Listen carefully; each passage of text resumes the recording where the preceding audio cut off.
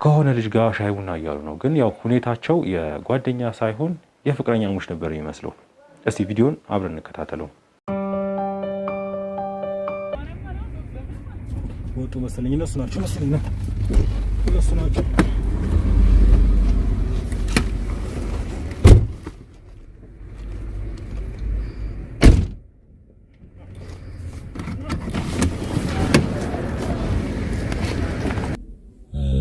በባለቤቴና በእኔ መካከል ትንሽ ክፍተት ስለተፈጠረ እሱን አጣርታችሁ እንድታቀርቡልኝ ፈልጌ ነው። ኦኬ ሶ ባለቤትን እንድንከታተል ነው ማለት ነው።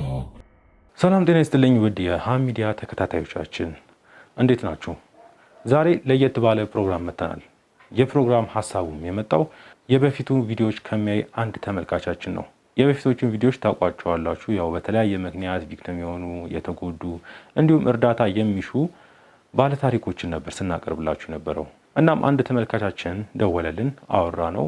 በሱና በባለቤቱ መካከል ያለውን የተፈጠረውን ሁሉ ነገር ካስረዳን በኋላ ባለቤቱን እንድንከታተልለት ነበር የጠየቀን።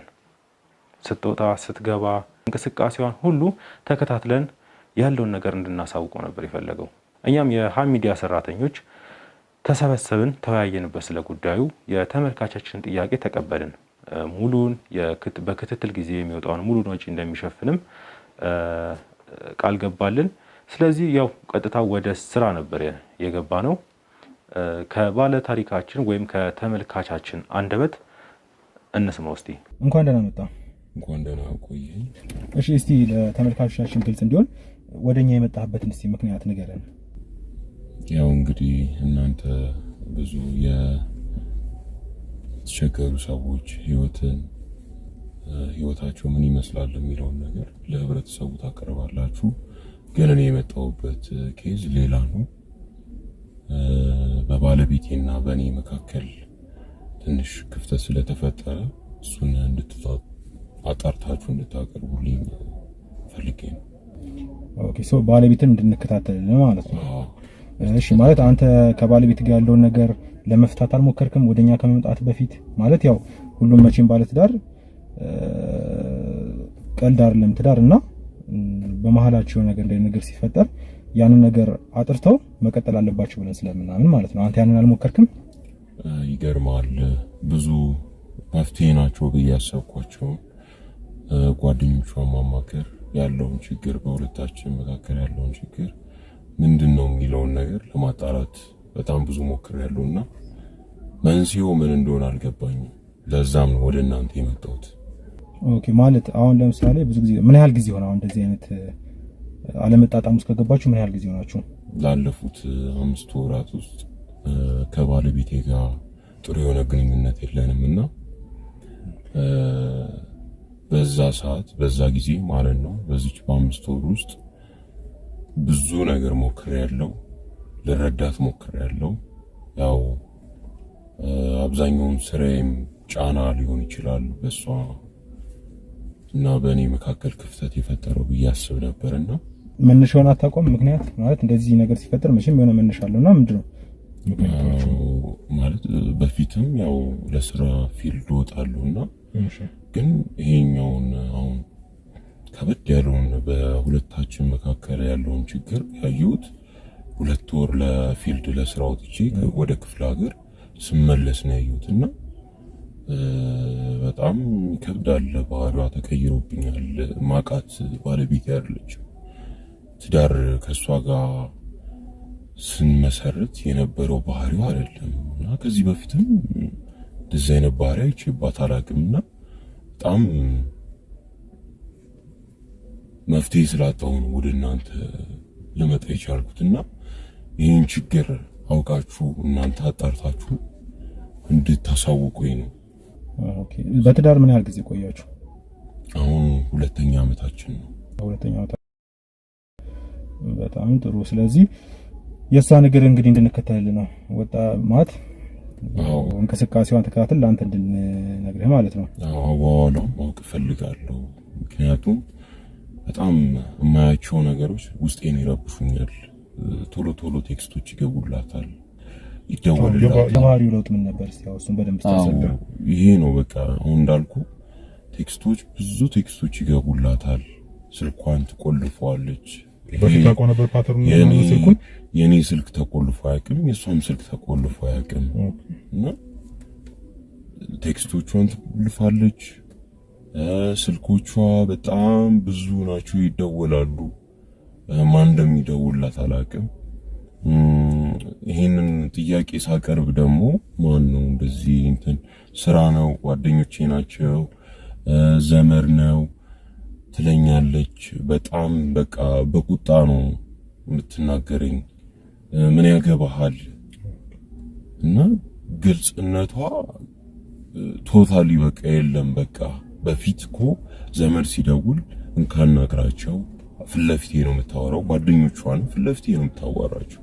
ግን አሁን ይገርማል እነሱን ያወራው ነው ያለችኝ ግን ከኔ ተለይታ ረቃ ምናምን ነው የምታወራው ስልክ ኢቭን አንዳንዴ ጠጥታ ትመጣለች ቤት ውስጥ እንዴት ነው እንደዚህ አይነት ነገር ምናምን ስላት አይ ከጓደኞቼ ጋር ነበርኩ ዛሬ ሌዲስ ናይት ብለን በቃ ልንዝናና ወተን ነው በዛው ትለኛለች ኦኬ አንድ ቀን ነው ብዬ ሳልፍ ይደጋገም ጀመረ ይሄ ነገር እና በጣም የረበሽኝ ትዳሪውት ውስጥና እንዴት ነው እኔ ከሷውን ልጅ መውለድ ፈልጋለሁ ትልቅ ቤተሰብ መስራት ፈልጋለሁና በሁለት አመት ውስጥ አልወለዳችሁም ማለት ነው አልወለድንም እኔም ስራ በዛብኝ ፕላን አድርገናል ወለድ ያለብን በዚህ ጊዜ ነው ብለን ትዳራችን ውስጥ በፕላን እንመራለን ብለን አቅደን አስቀምጠናልና ገና ነው ጊዜው ግን ጊዜው ቢረዝም ያው ከተጋባ በኋላ ጊዜ ፈልጋል ግን ለመውለድ ከተጋባ በኋላ ያው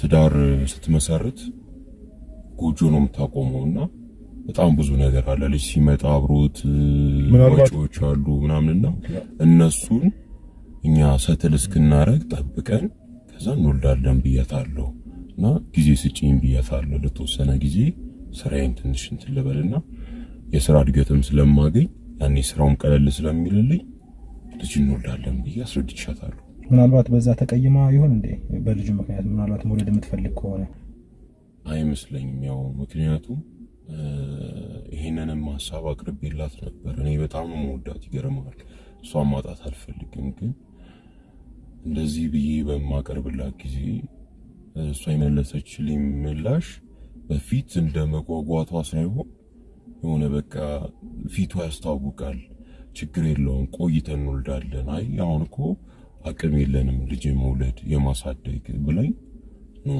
የመለሰችልኝና በፊት እንደዛ ጉጉት ያለባት ባለቤቴ ለልጅ እንዴት ነው አሁን ይሄን ጉጉት ያጣችሁ የሚለውን ነገር በጣም ሊገባኝ አልቻለምና ይሄን ይመስላል በቃ ትዳሬ ውስጥ በጣም ትልቅ የሆነ ችግር ያለውና እኔም ህይወቴ ከሚባክን ያለውን ችግር ቶሎ አውቄው መፍትሄ በፈልግለት ይሻላል ብዬ ስላሰብኩ ነው ወደ እናንተ የመጣሁት እሺ ቆንጆ እንግዲህ ያው እኛም መፍትሄ እዛው ቤት እንግዲህ በትፈልግ ቆንጆ ነው በእናስበው ግን አንተ ያው እሱንም ሞክሬያለሁ ብለኛል ቤትም ለመታረቅም ነገሮችን ለመፍታት ሞክሬያለሁ ብለኛል ስለዚህ ያው እኛ የምናደርገው እንግዲህ አሁን እንዳልከው ያው ስትወጣ ስትገባ መከታተላችንን እንጀምራለን አንድ ሰውን መድብና ያው ግን ያው ሙሉ ወጪውን አንተ ነው የምትችለው ምክንያቱም የባንተ ጥያቄ ስለመጣ ሙሉ ወጪውን ይችላል ያ ሰው ስትወጣ ስትገባ ይከታተልልሃል ያለውን ነገር ለአንተ ተከታትሎ ያቀርባል እኛን ደስ የሚለን ታርቃችሁ አብራችሁ ብትኖሩ ነው ግን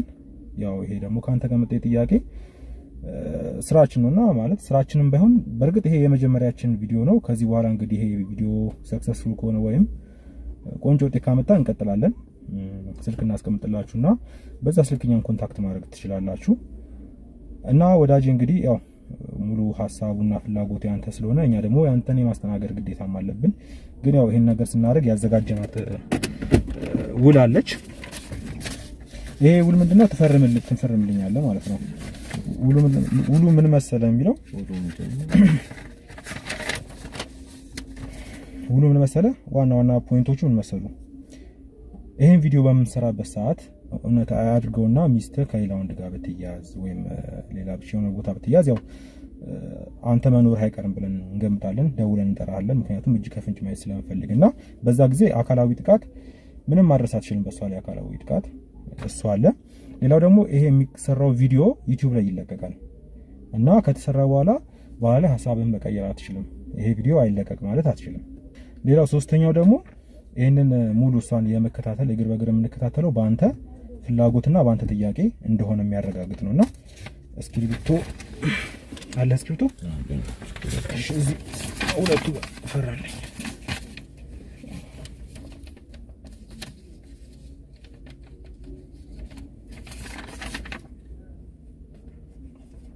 በቃ ቆንጆ። እንግዲህ ይሄን ወረቀት እንግዲህ ያው ከዚህ በኋላ እግር በእግር የሚከታተላት ሰውኛ አንድ ሰው እንመድብልሃለን።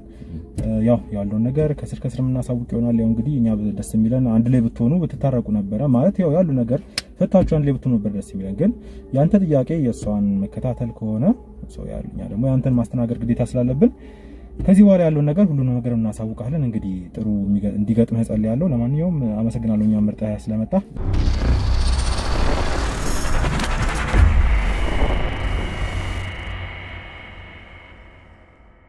እንግዲህ ቺን ሴን ስንከታተላት አሁን 2 ሳምንት አካባቢ ገደማ አልፏል። በዚህ 2 ሳምንት ውስጥ እንግዲህ ከተለያየ ወንዶች ጋር ትገናኛለች። ያው ግን ሻይ ቡና ብላ ነበር የምትለያየው። አንድ ቀን ግን የሚከታተለው ልጅ ደወለልኝ። በአንድ ካፌ ገብታ ከሆነ ልጅ ጋር ሻይ ቡና እያሉ ነው። ግን ያው ሁኔታቸው የጓደኛ ሳይሆን የፍቅረኛሞች ነበር የሚመስለው። እስቲ ቪዲዮን አብረን እንከታተለው።